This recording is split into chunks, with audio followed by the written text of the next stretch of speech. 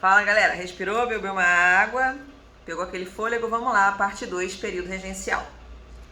E aí, vamos lá. Eu tenho aí esses 3 partidos, paramos falando sobre o ato adicional. E o que vai acontecer, né? Eu tenho aí os 3 partidos, restauradores, exaltados e moderados. Quando eles recebem a notícia aqui no Brasil de que Dom Pedro I faleceu, os restauradores vão se dissolver. Os exaltados e os moderados vão brigar entre si e os moderados vão levar a melhor. O partido, né, liberal moderado vai levar a melhor.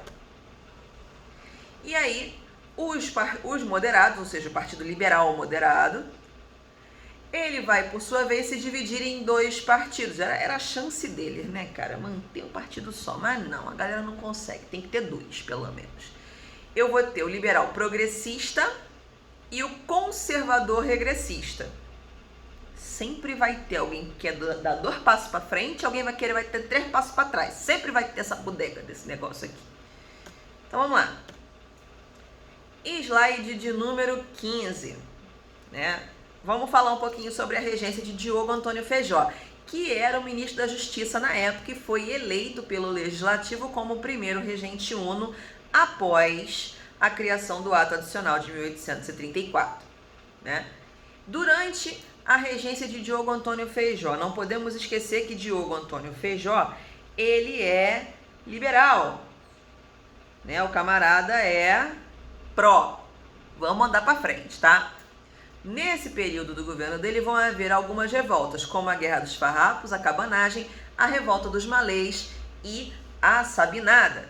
E por ele ser, né, um regente liberal progressista, ele vai sofrer grande pressão e oposição do partido que é opositor a ele, né, que são os regressistas, e que apoiam o vice dele, tá? Acredite se quiser, regente naquela época também tinha vice. Então o oficial era Antônio Feijó e o vice dele era Araújo Lima, que era partidário dos regressistas, tá? Tanto que Feijó não aguenta muito tempo não, ele dura só 2 anos. Dos 4, né, que ele tinha para governar como regente uno, ele só aguenta 2. Então ele fica 2, não resiste à pressão da oposição e abdica em 37. Quando ele abdica em 37, você vai ter quem é que vai assumir aí o cargo de regente uno do Brasil? O vice dele, Araújo Lima, né, que vai ser regente aí de 37 a 40. E é justamente nesse período de regência de Araújo Lima onde você vai ter tudo aquilo que Diogo Antônio Feijó fez desfeito, né? Os regressistas vão desfazer tudo aquilo que Diogo Antônio Feijó fez, inclusive o ato adicional. Então vamos lá. A primeira coisa que Araújo Lima vai fazer é que ele vai combater as revoltas. Muitas delas vão ser combatidas e encerradas durante o mandato dele. E é nessa brincadeira aí que Araújo Lima vai criar a lei interpretativa do ato adicional. O que é a lei interpretativa do ato adicional? Ele vai criar o anexo do anexo, porque o ato adicional já era o anexo.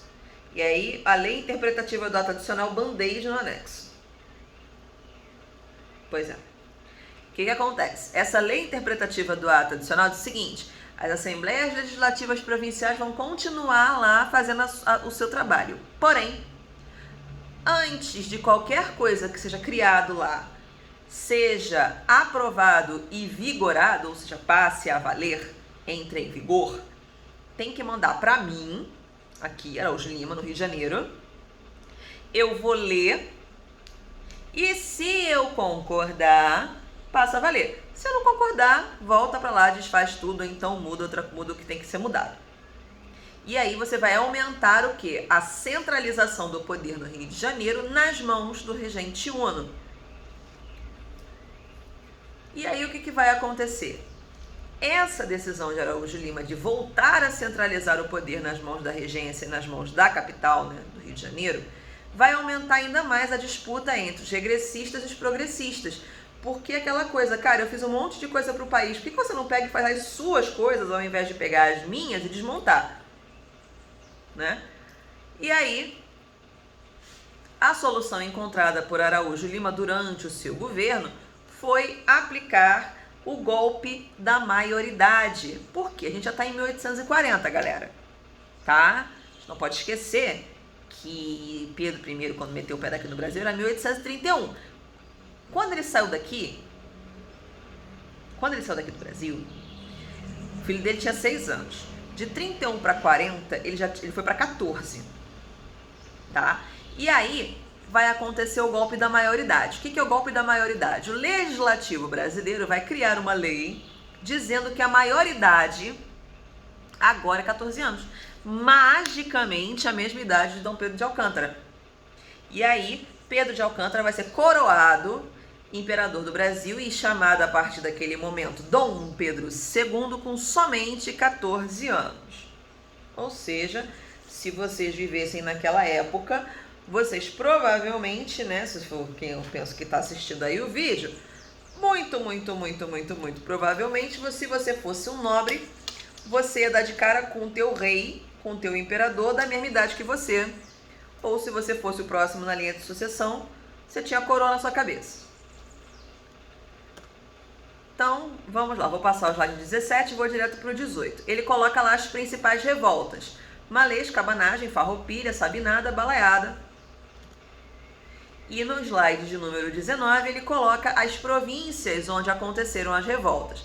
Nesse mapa do Brasil, você vai perceber que a divisão das províncias é bem diferente da que a gente tem atual. Uns são bem próximos, outros nem tanto. Então, vou ter lá Cabanagem no Grão-Pará, Balaiada no Maranhão, Sabinada na Bahia, a revolta dos malês também vai acontecer na Bahia, tá? E a Guerra dos Farrapos no Rio Grande do Sul. O slide 20 é a mesma coisa, a única diferença que muda é a cor e a visibilidade, porque o que vai acontecer aqui? Aqui nesse mapa que você vai ver no slide 20, é a divisão do Brasil como a gente conhece hoje, tá? É atual. Inclusive tem até a anexação do Acre aqui, olha que chique. Então vamos lá, o que essas revoltas provinciais queriam? O que essa galera estava demandando do governo? Eles queriam aquilo que Diogo Antônio Feijó fez durante o mandato dele, ou seja, autonomia para as províncias.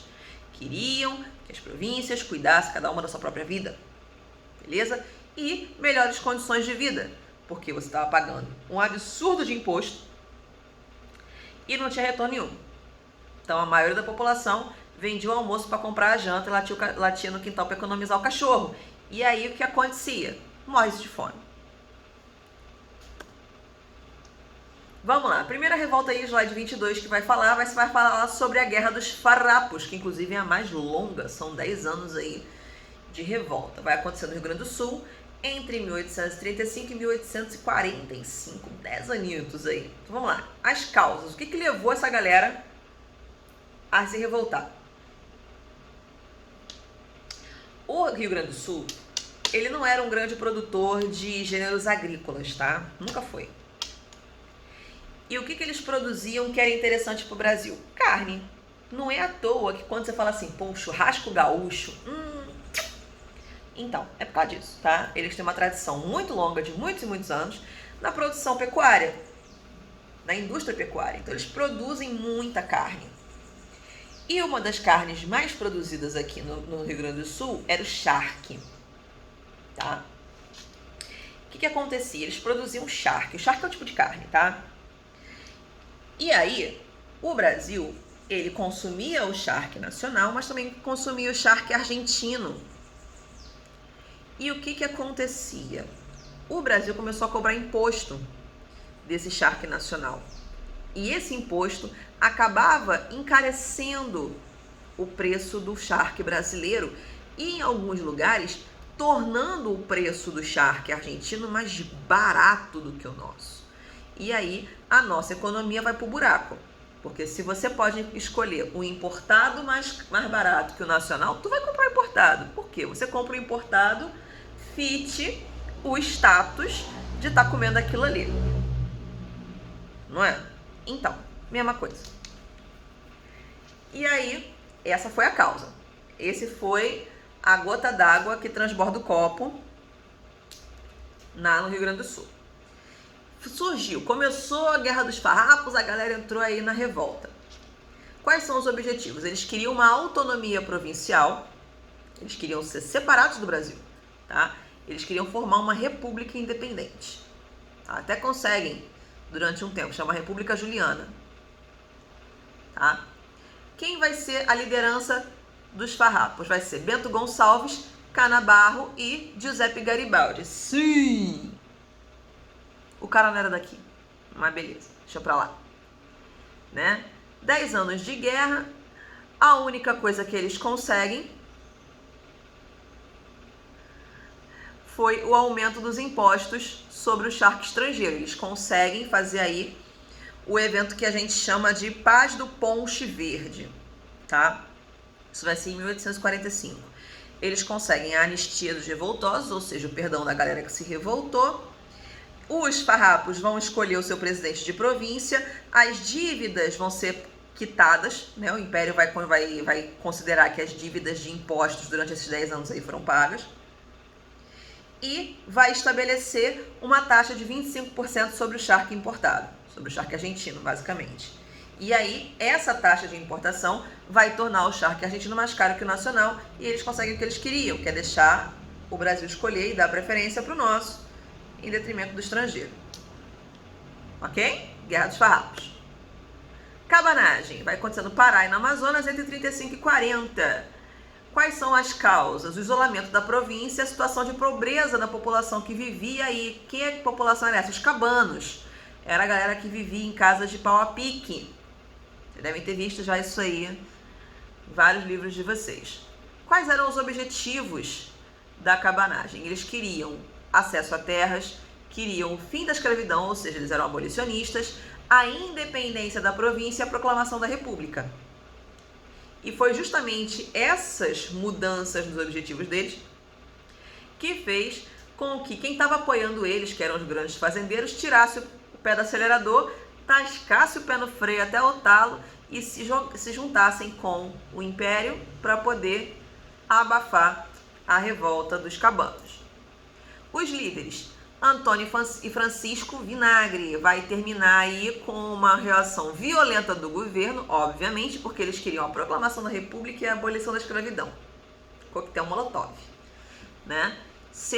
Fechando aí, mais ou menos, uma quantidade média de 30 mil pessoas mortas, 30 mil cabanos faleceram. Pessoal, vamos dar uma pausa aqui, a gente volta na parte 3 para falar mais um pouquinho sobre as revoltas da província, tá certo? Até daqui a pouco.